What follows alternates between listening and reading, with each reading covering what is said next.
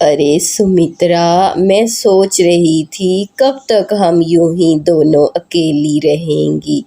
हमारे घर एक साथ जुड़े हैं, दिल भी साथ जुड़े हैं। बहुत वक्त बिता लिया अकेले। अब देखो हम दोनों के बेटे शादी लायक हो गए हैं, तो हमें उनकी शादी के बारे में कुछ सोचना चाहिए ना। हाँ हाँ कुशल्या, बिल्कुल तू ठीक कहती है।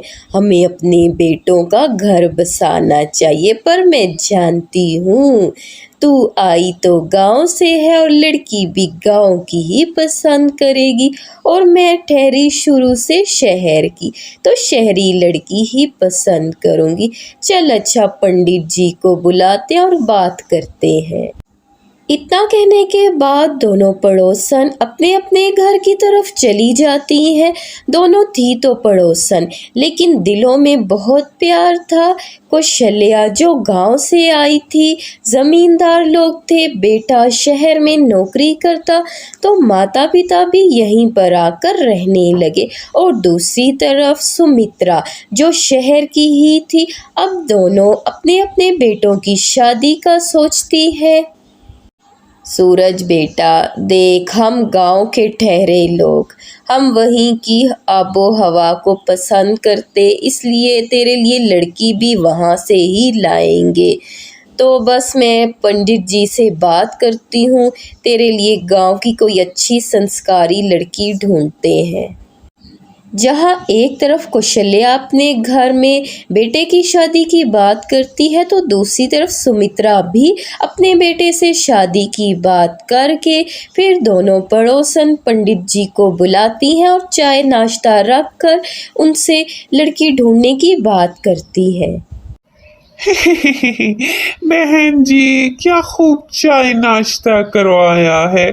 तो चलिए ठीक है, आपकी पसंद के अनुसार मैं बहुत जल्द आपके लिए ऐसी ही लड़कियों का रिश्ता लेकर आऊंगा।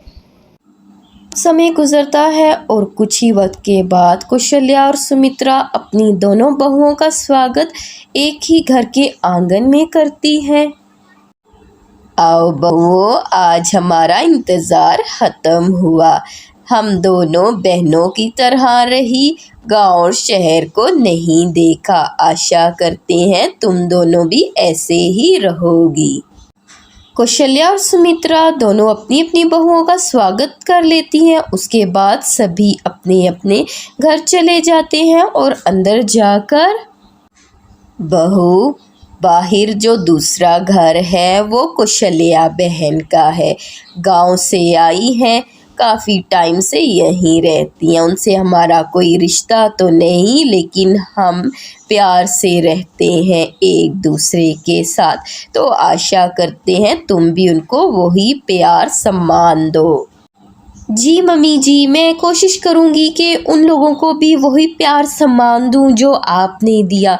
वो गांव के लोग हैं, लेकिन फिर भी आप दोनों में बहुत प्यार है, देखा है मैंने।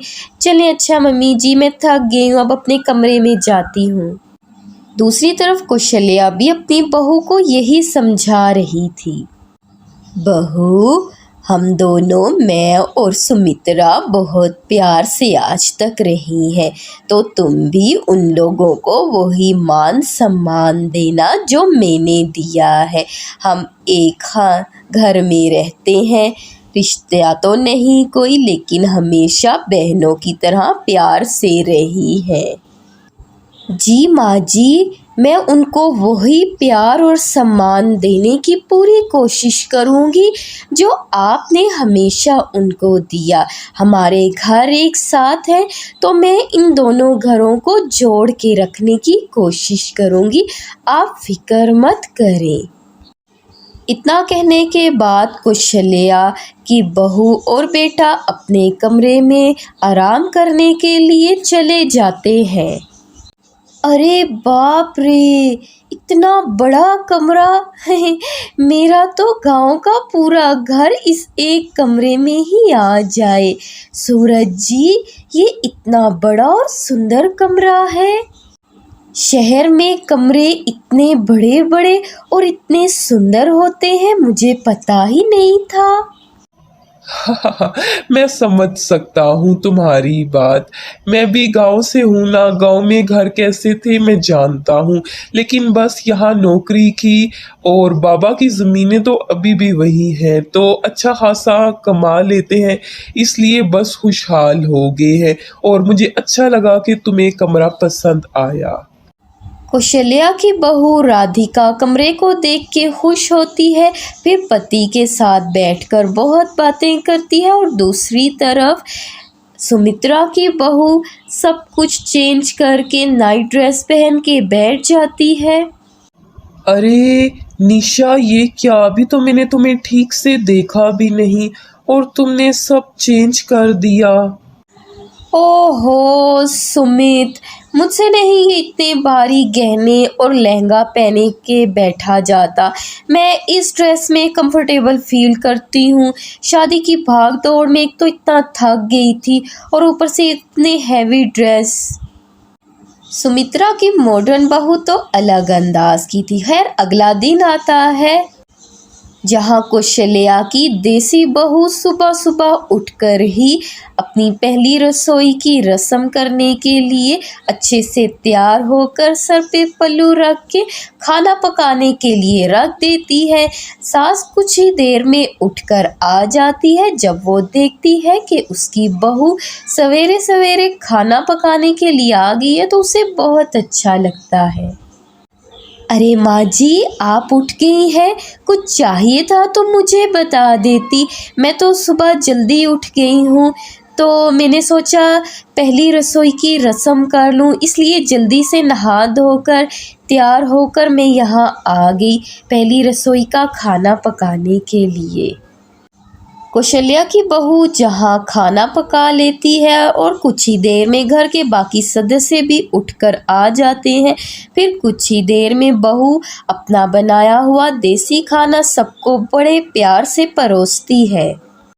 अरे वाह वाह बहू, कितने टाइम बाद गांव के देसी खाने को देखना नसीब हुआ। शहर में आए तो हम बस ये खाना भूल ही गए।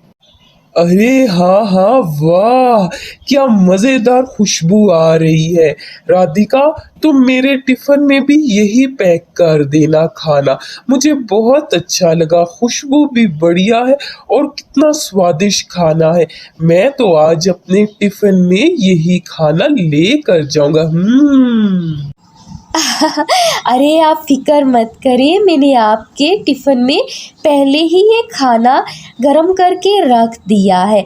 आप जाइए आराम से ऑफिस, यही सारा खाना पैक है आपके टिफ़िन में।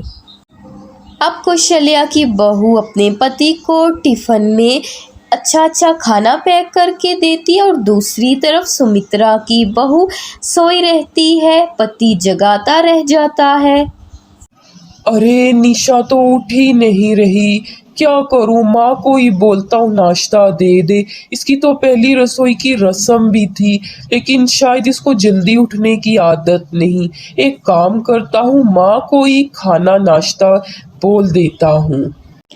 अब सुमित्रा से जल्दी में जो नाश्ता बन सका उसने वही अपने पति को और बेटे को दे दिया, लेकिन जल्दी में वो टिफ़िन ना बना सकी। अरे आप लोग कैंटीन से ही कुछ लेके खा लेना, जल्दी में बस इतना ही नाश्ता बन सका, टिफ़िन नहीं तैयार कर सकी, तो आप लोग कैंटीन से ही कुछ खा लेना। सुमित्रा का बेटा और पति अच्छा नाश्ता ना मिलने और टिफ़िन के बगैर चले जाते हैं, ये सब देखकर सुमित्रा को बहुत बुरा लगता है। फिर घड़ी में 12 बजते हैं, दोपहर का वक्त होता है और इस वक्त बहू नाइट ड्रेस पहने हुए आती है बाहर। गुड मॉर्निंग मम्मी जी, 12 बज के बहुत अच्छी नींद आई। असल में मेरे उठने का यही टाइम है, तो मम्मी जी नाश्ता रेडी है या नहीं? बहू, वो तेरा मायका था जहाँ पर तू 11-12 बजे उठती थी। ये तेरा ससुराल है। यहाँ तुझे सुबह जल्दी उठ के नाश्ता भी बनाना है और पति को टिफ़िन भी देना है। आज भी मेरा बेटा बिना टिफ़िन के पहली बार गया है। कल से सुबह जल्दी उठना, ना तूने पहली रसोई की रस्म की। ओहो मम्मी जी, क्या पहली रसोई की रस्म, ये सब पुराने ज़माने की बातें हैं।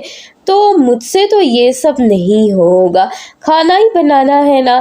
आप कोई मेड रख लें खाना बनाने के लिए। और इतनी सुबह सुबह मुझसे नहीं उठा जाता।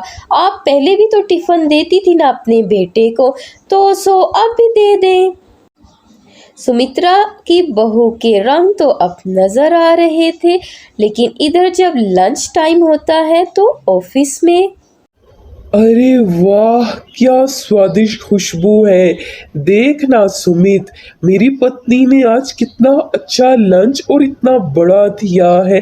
देख क्या स्वादिष्ट खुशबू आ रही है। वाह वाह। और तेरा लंच किधर है? तू क्या लेकर आया है? अरे यार सूरज, क्या बताऊं, पत्नी सुबह उठी ही नहीं। उसने ना पहली रसोई की रस्म की, ना मुझे टिफिन दिया। माँ ने ही बस नाश्ता जल्दी में बना के दिया। तो अब एक काम करता हूँ, कैंटीन से ही लंच ले आता हूँ। अरे बस कर सुमित, मेरे होते हुए, भाई के होते हुए तू कैंटीन से लंच करेगा? और इतना बड़ा डब्बा देख, तेरी भाभी ने भेजा तो है। तो चल इससे हम दोनों खाते हैं। मैं क्या अकेला इतना खा सकता हूँ? और तेरी पत्नी ने तुझे टिफिन नहीं दिया तो मेरी बीवी क्या तेरी भाभी नहीं? चल आ, दोनों भाई मिल के खाते हैं। इस तरह सूरज अपना लंच सुमित को भी देता है, जिसे खाकर सुमित को बहुत अच्छा लगता है। अरे वाह वाह भाई, क्या स्वादिष्ट खुशबू और स्वादिष्ट खाना है। अरे वाह वाह वाह। ऑफिस का टाइम कुछ यूं गुजरा। अब राधिका एक अच्छी बहू की तरह घर की साफ सफाई करती है और उसके बाद अपनी सास के साथ बैठकर खाली समय में वक्त प्यार से गुजारती है। मगर दूसरी तरफ सुमित्रा की बहू उसके साथ कोई बात नहीं करती, मॉडर्न ड्रेस पहने बस मोबाइल यूज़ करती, जिसे देखकर सुमित्रा को अच्छा नहीं लगता और वो चुपचाप वहाँ से उठकर कौशल्या के घर की तरफ उदास मन लिए वहाँ चली जाती है। फिर सुमित्रा जब कौशल्या के घर जाती है तो उसकी बहू बड़े प्यार से उसका स्वागत करती है। अरे आओ ना सुमित्रा, क्यों खड़ी हो? कुछ उदास लग रही हो, क्या हुआ? कुछ हुआ है? आना, ऐसे उदास मन लिए क्यों खड़ी है? देखना बहू भी मेरी बैठी है पास, तेरी बहू कहाँ है? और सुना, कैसे घर का सब हाल चाल चल रहा है? क्या हुआ है तुझे? अरे क्या बताऊं कौशल्या, बस उदास नहीं हूँ, ऐसे ही बोर हो रही थी। मेरी मॉडर्न बहू तो मुझसे कोई बात ही नहीं कर रही, बस मोबाइल में लगी है। सोचा तेरे पास आ जाऊं। आंटी जी, आपने बहुत अच्छा किया जो आप यहाँ चली आई। अच्छा, आप माँ जी के साथ बैठिए, मैं और माँ जी बात कर रही थी। आप बैठिए, मैं अभी आपके लिए जल्दी से जाकर चाय नाश्ता लाती हूँ। इतना कहने के बाद राधिका किचन में आती है और फिर सुमित्रा के लिए चाय नाश्ता ले आती है और टेबल लगाकर बड़े ही प्यार से चाय नाश्ता परोसती है और दोनों सास के साथ बैठकर बड़े प्यार से बातें करती है। अरे कौशल्या की बहू कितनी अच्छी और संस्कारी है, किस तरह काम भी घर का संभाला, पहली रसोई की रस्म की, इतने अच्छे से स्वागत किया मेरा, और मेरी एक बहू है। एक तरफ सास भी निशा से खुश नहीं थी और दूसरी तरफ पति का भी कुछ ऐसा ही हाल था। अरे निशा, तुम सुबह उठी क्यों नहीं हो? मैं टिफिन भी नहीं लेके गया और तुमने अपनी पहली रसोई की रस्म भी नहीं की। ओहो सुमित, क्या तुम भी मम्मी जी जैसी पुराने ज़माने की बातें कर रहे हो? ये क्या पहली रसोई की रस्म? मैं देखो मॉडर्न शहरी लड़की हूँ, मेरे से नहीं ये सब होता। और तुम्हारी टिफ़िन की बात है तो ओके, कल सुबह से तुम्हें मिल जाएगा। अब अगला दिन चढ़ता है तो मॉडर्न बहू किचन में आंखें मलती हुई मुश्किल से खड़ी होती है और पति के लिए मैगी, कुछ फ्रूट्स और सलाद, पैकेट का खाना टिफ़िन में डाल देती है और पति के सामने वही टिफ़िन लाकर रख देती है।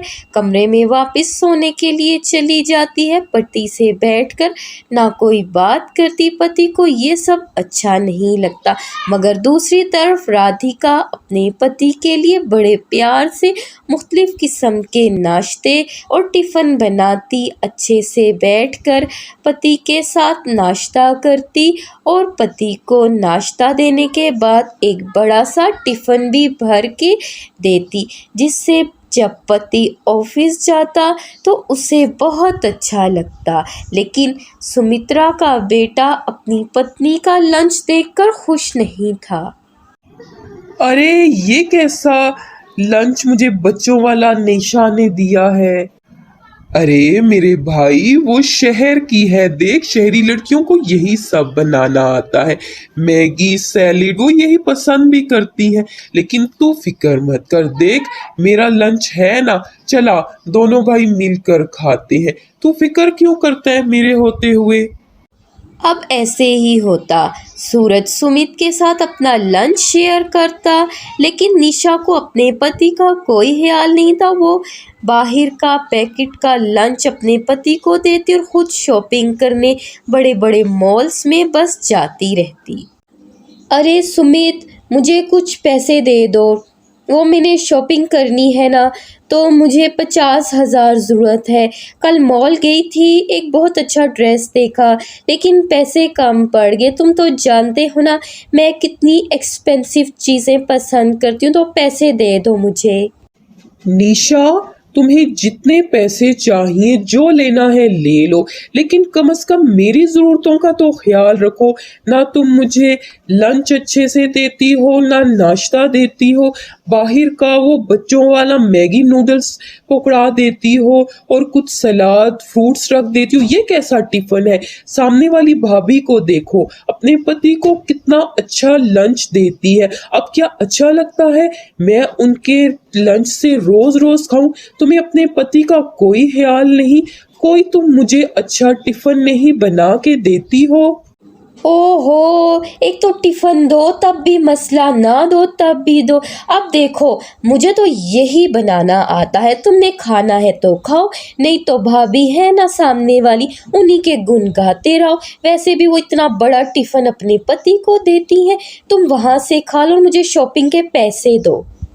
निशा को अपने पति की बातों से कोई फर्क ना पड़ता, वो पैसे लेकर बस शॉपिंग करती और पति को बस बाहर का खाना देती, जिसकी वजह से अब उसका पति बीमार हो गया था और डॉक्टर के चेकअप करने के बाद। देखें, मैं आपका फैमिली डॉक्टर हूँ, इसलिए आपको यही सजेस्ट करूँगा कि सुमित की डाइट का अच्छे से ध्यान रखें। ये बाहर का खाना बहुत ज़्यादा खा रहा है, इसलिए इसकी तबीयत इतनी ज़्यादा ख़राब हो गई है। हाँ हाँ, देख लिया निशा, तुम्हारी इस लापरवाही का क्या नतीजा निकला। लेकिन तुम्हें क्या फ़र्क पड़ता है, बेटा तो मेरा है, तुम्हें तो अपनी शॉपिंग से मतलब है। वो तुम्हारे लिए कमाए, इतनी रात रात तक मेहनत करे, तुम्हें क्या फ़र्क पड़ता है। तुम्हें तो सिर्फ पैसे चाहिए, शॉपिंग के लिए मिल जाए तो बस ठीक है। सास की फटकार खाने के बाद अब निशा की अकल ठिकाने आ गई थी, इसलिए वो उदास मन लिए बाहर लॉन में आती है। कुछ ही देर में राधिका भी वहां आ जाती है। अरे निशा, कैसी हो तुम? अच्छा हुआ आज मिल गई, बहुत दिनों बाद तुमसे मुलाकात हुई। लेकिन ये क्या, तुम कुछ उदास लग रही हो। मैं तुम्हारी बहन जैसी हूँ, बताओ मुझे। अरे बस वो बाहर का पैकेट का रोज़ रोज़ खाना पति को टिफ़िन में देती थी ना, तो मेरा पति बाहर के खाने की वजह से बीमार हो गया है, जिससे माँ जी भी बहुत नाराज़ हैं और मुझे भी बहुत बुरा लग रहा है कि मेरा पति बीमार है। निशा, एक पड़ोसी और बहन होने के नाते तुम्हें मैं एक मशवरा देती हूँ, बुरा मत मानना। लेकिन देखो, तुम्हारा पति दिन रात ऑफिस में किसके लिए मेहनत करता है? तुम्हारे लिए ना। तुम्हारी हर ज़रूरत का ख्याल रखता है, तुम्हें अच्छे से अच्छी चीज़ लेके देता है, तुम जितने पैसे बोलती हो तुम्हें देता है।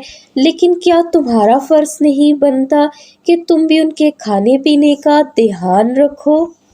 राधिका की बातें सुनने के बाद अब निशा को अपनी गलती का बहुत अच्छे से एहसास हो जाता है, इसलिए वो कमरे में आके अपने पति से माफ़ी मांगती है। सुमित, मुझे माफ़ कर दो, बस तुम एक बार ठीक हो जाओ, फिर मैं तुम्हें अपने हाथों से खाना बना कर खिलाऊंगी। मुझे अच्छा खाना तो नहीं बनाना आता, लेकिन मैं कोशिश करूंगी और बहुत जल्द सीख जाऊंगी। इस तरह अब निशा अपने पति के लिए अच्छा अच्छा खाना खुद अपने हाथों से बनाती है, पति के साथ वक्त गुजारती है और इस तरह जल्दी सुमित ठीक हो जाता है। और अब इस तरह दोनों ही देसी और मॉडर्न बहुएं अपने पति के साथ खुश रहती है।